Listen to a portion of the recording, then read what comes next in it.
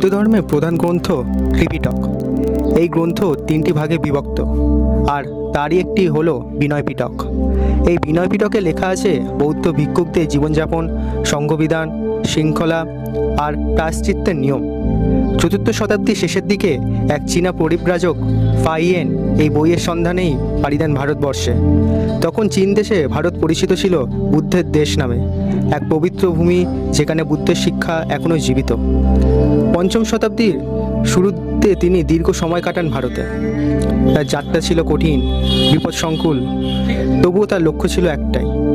নিজের গুরু কুমারজীবের নির্দেশে তিনি লিখে ফেলেন তার সেই অসাধারণ ভ্রমণ বৃত্তান্ত।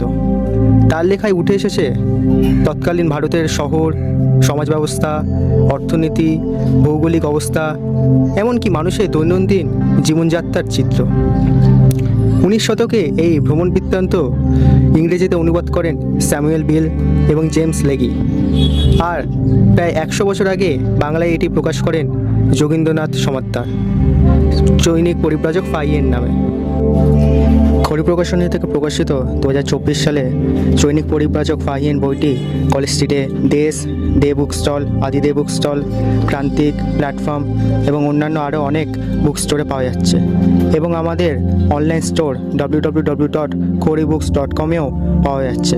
বইটির মূল্য 350 টাকা।